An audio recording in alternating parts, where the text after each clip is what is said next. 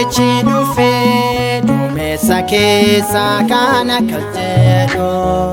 Jechi dhufe duumessa keessa kan akkas jedhu. Ilmi koo isa dhagaa kanan jaaladhu. Ilmi koo isa dhagaa kanan jaaladhu. Ilmi koo isa dhagaa kanan jaaladhu. Ilmi koo isa dhagaa kanan jaaladhu. መጻጋደ ደመና ዘይብል ዘይብል መጻጋደ ደመና ዘይብል ዘይብል ዝንቱ ውእቱ ወልድየ ዘአፈቀረ ዝንቱ ውእቱ ወልድየ ዘአፈቀረ ዝንቱ ውእቱ ወልድየ ዘአፈቀረ ዝንቱ ውእቱ ወልድየ ዘአፈቀረ jalqaba Addaami waaqni wadaagale gaabbu cubbuu isaatti imimmaan salaale foon dhala namaatiin dhalaatee durbeerraa nu lakkoofsisuudhaaf baroota araaraa nu lakkoofsisuudhaaf baroota araaraa. Jechi dhufe duumessa keessa kan akkas jedhu. Jechi dhufe duumessa keessa kan akkas jedhu. Ilmi koo isa dhagaa kanan jaaladhu. Ilmi koo isa dhagaa kanan jaaladhu. Ilmi koo isa dhagaa kanan jaaladhu. Ilmi koo isa dhagaa kanan jaaladhu. Waanjoo dinni hidhee dhala namarratti aangoo isaatiin hiikee nu baasee ifatti. Yesuus Kiristoos qorichi addunyaa kan akka isaan jiru inni gooftaa keenya kan akka isaan jiru inni gooftaa keenya. Jechi dhufe duumessa keessa kan akkas jedhu.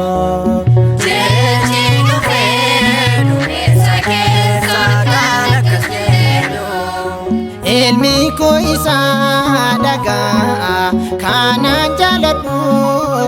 Ilmi koo isa dhagaa kanan jaaladhu. Ilmi koo isa dhagaa kanan jaaladhu. Ilmi koo isa dhagaa kanan jaaladhu. Ifatti mul'ate ijjittiin waaqummaa jecha abbaan dubbate samiirraa dhugumaa kana waaqeffannaa waaqa amanamaa Yesuus Kiristoos abbaa jaalatamaa Yesuus Kiristoos abbaa jaalatamaa. Jechi dhufe duumessa keessa kan akkas jedhu.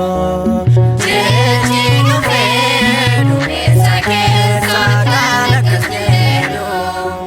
Ilmi koo isa dhagaa kanan jaaladhu. Ilmi koo isa dhagaa kanan jaaladhu. Ilmi koo isa dhagaa kanan jaaladhu. Ilmi koo isa dhagaa kanan jaaladhu. Gaara isaatti waamee Eeliyaas Musee waadaa dursee galee fitti agarsiise. Ol kaasee nu dhaabee bakka keenya kufee jireenya nuuf ta'uuf gara keenya dhufee jireenya nuuf ta'uuf gara keenya dhufee. Jechi dhufe duumessa keessa kan akkas jedhu. Jechi dhufe duumessa keessa kan akkas jedhu.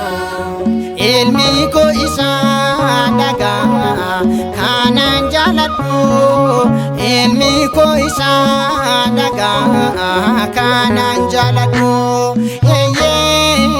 ilmi koisa daga kanan jaladu ilmi koisa daga kanan jaladu መጻቃል እንደመና ዘይብል ዘይብል